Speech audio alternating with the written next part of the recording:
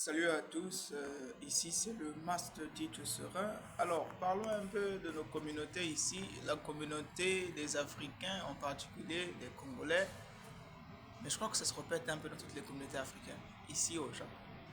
De façon générale, quand on observe un peu les autres, vous allez vous rendre compte que la compétition, c'est une chose qui fait élever d'autres nations.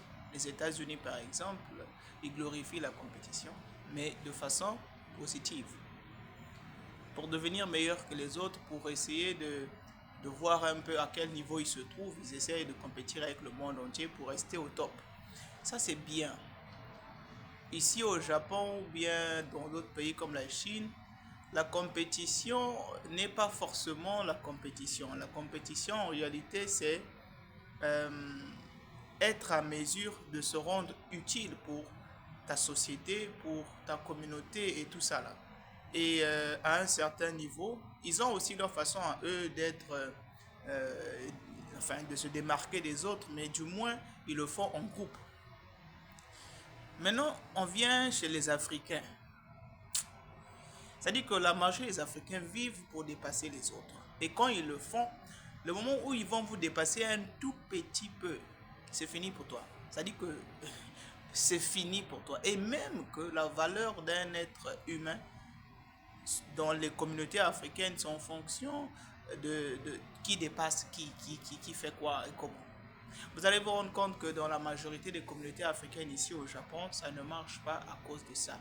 Récemment, je ne peux même plus rester dans leur communauté là parce que tout le monde me traite de beaucoup de mots et tout ça là.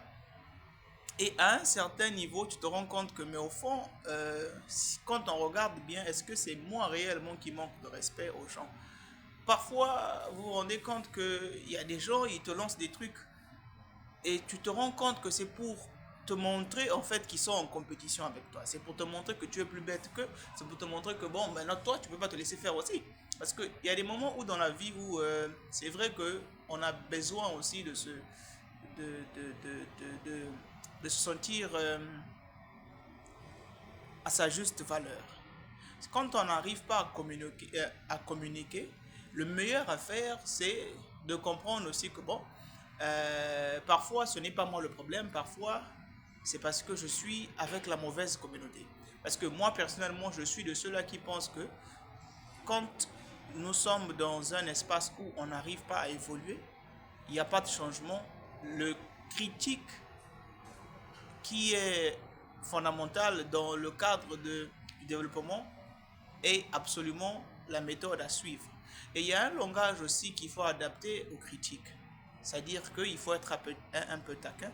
Parce que chez nous, les Africains, dire la vérité à quelqu'un, c'est le manquer de respect. Et donc, le fait de dire... vous allez vous rendre compte que dans nos communautés ici, par exemple, hein, on ne sert à rien. Vous pouvez vous retrouver à 20, à 30 et ne rien faire ensemble. Pire encore, ils vont te rendre pauvre. C'est-à-dire qu'il y a des gens qui vont vouloir que vous vous retrouviez et c'est à tes frais. C'est-à-dire que tu prépares pour eux, ils viennent te visiter, tu es chaleureux et tout ça là pour les recevoir et autres. Ils viennent te visiter, ils prennent encore les emporter et ils ne veulent pas contribuer. Regardez les Chinois, regardez les Japonais, tout ce qu'ils font c'est en communauté. Mais nous, quand on se retrouve en communauté, c'est pour rendre les autres pauvres. Et à la fin, c'est pour critiquer les autres, c'est pour faire des choses. Oh, lui, il est qui? Il veut montrer quoi? Dès que tu leur rattrapes un peu, tu leur dis, mais comment est-ce qu'on peut se retrouver juste pour manger? Après, vous venez manger aussi sur l'argent des gens. Mais quand la personne qui vous nourrit là, s'il dit que bon, voilà, je suis devenu votre papa ici, vous allez encore dire que non, il veut se montrer. Mais il vous dit juste la vérité. On confond un peu les choses. On a vraiment un sérieux problème. Et le jour que ces mêmes problèmes que ces mêmes personnes que tu es en train de nourrir là, le jour qu'ils auront un petit plus que toi, ils vont t'insulter comme il n'y en a pas. Ils vont te dire que tu es impoli. Ils ne voudront même pas que. Pour les contacter même, il faudrait que tu écrives un email. Ou bien que tu passes par les secrétaires. Bref, la mentalité de compétition, c'est bien beau, mais il faudrait que ça soit positif. Il faudrait que ça soit pour construire. S'il n'y a déjà pas de fondation, critiquer ce qui n'a jamais été construit n'est pas déconstruire. Quand quelque chose a été construit, alors si vous venez critiquer ce qui est en train de se faire, d'accord. Et non seulement ça, personne n'est mieux que personne. Vous allez voir dans nos communautés là, ceux qui se font passer pour des présidents ou bien je sais pas quoi, tu te permets de penser que, déjà que tu te nommes toi-même auto-président, tu te permets d'enlever les gens, de retirer les gens du groupe, tu te permets de prendre des décisions qui normalement ne devaient pas être prises par une personne. Quand tu le fais, ça veut dire que tu es plus important que tout le monde. Alors qu'à ce stage-là, il n'y a personne qui est réellement un leader. Les autres respectent le leadership. Le leadership, c'est quelque chose qui se mérite. C'est pas en fonction de ton âge ou parce que tu as la barbe ou parce que tu, tu es le mendiant des grands qui sont ici, enfin les hommes qui sont riches ici ou bien... En tout cas, chez nous, c'est comme ça. Parce que tu connais le président, parce que tu es proche du ministre, parce que tu es proche du président, parce que tu es proche du député, parce que tu es proche de je sais pas quel chef, tu vas te permettre de narguer les gens, tu vas te permettre de rabaisser les autres à cause de cela. Et quand on te rattrape, c'est quelque chose qui est mauvais. Mais comment voulez-vous qu'on puisse construire, nous les Africains, avec cette mentalité de vouloir rabaisser les autres autour de soi?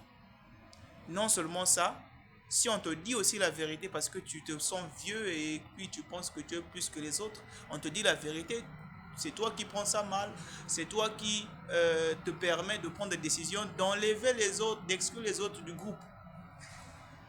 Je pense pas que ça sert à quelque chose parfois, parce que normalement, être en communauté, c'est une stratégie que les Asiatiques utilisent pour avancer dans la vie, pour construire dans la vie. Mais néanmoins, chez nous, on n'a pas encore compris ça. Chez nous, quand on se retrouve, c'est pour critiquer les autres, c'est pour ne rien faire, c'est pour dire... Vous allez vous rendre compte que dans les communautés africaines, en particulier congolaises, tous les jours, ils sont là à dire oh bonjour, dans la paix du Seigneur, bonjour. C'est devenu l'église. Est-ce que les gens peuvent se retrouver pour venir ici, là? Si c'est l'église, allez-y construire l'église. Mais on ne peut pas se retrouver ici. Vous avez laissé pour les églises au Congo pour venir ici, là où il n'y a pas des églises, pour dire aux gens la paix du Seigneur tous les jours. Mais c'est comment? C'est vraiment malheureux. Ce qui tue la communauté des Africains en particulier, c'est la mentalité de je suis plus que l'autre, je suis plus que... On ne peut pas trouver un leader comme ça. Le leader, on le déniche en fonction de ses œuvres. Tu n'as rien fait, tu n'as même pas les papiers, tu n'as pas d'argent, tu n'as pas d'épargne, tu n'as pas d'idée, tu n'as pas... enfin, le nécessaire qu'il faut. Tu n'arrives pas aussi à apprendre des autres, tu n'arrives pas à dire, à accepter les remarques, tu n'arrives pas à mettre au point ce qui ne marche pas. Mais tu te autoproclames leader parce que tu es là en train de mendier auprès des chefs qui sont autour. Et comme vous savez, en Afrique, comme je vous ai dit, quand on veut reconnaître la valeur de quelqu'un, on ne va pas voir la personne, on va pas voir, oh, c'est quoi son titre, il a quel genre de voiture, il a ceci. Et c'est comme ça qu'on va commencer à juger ta valeur. Et donc, ils vont voir, oh, mais par exemple, moi, ma femme prépare, toujours dans l'idiotie. Alors qu'on est censé travailler en groupe. Et les critiques devaient être quelque chose qui devrait apporter un plus. Mais voilà, donc, on se retrouve ici dans une espèce d'embrouillamini où certaines personnes se prennent pour des petits dieux qui sont meilleurs que les autres, ils sont plus bâtis que les autres. Alors comment déjà toi en tant qu'individu, membre du groupe comme tout le monde, tu te proclames président, c'est toi qui enlèves les gens dans les groupes, c'est toi qui... Il y a même des individus dans ce groupe-là. Dès que tu dis une petite chose parce que tu as dit ça à une vieille personne, c'est l'âge ici qui fait... enfin, le manque de respect, c'est l'âge. Tu dis la vérité à un adulte qui est plus âgé que toi, c'est devenu que tu l'as manqué de respect, on t'enlève du groupe. Mais comment on va avancer avec des gens qui n'ont pas de résultats, hein? Rien qui a été fait. 20 ans, 30 ans. Ici au Japon, la communauté n'a rien. Regardez les autres de la RDC, regardez les Camerounais, regardez les Nigériens. C'est pathétique, en tout cas. Bien une chose à vous, la compétition c'est bien, mais compétir avec son propre frère pour le dépasser, c'est méchant, c'est machiavélique, c'est diabolique même. On va aller nulle part. Bien une chose à vous, à la prochaine.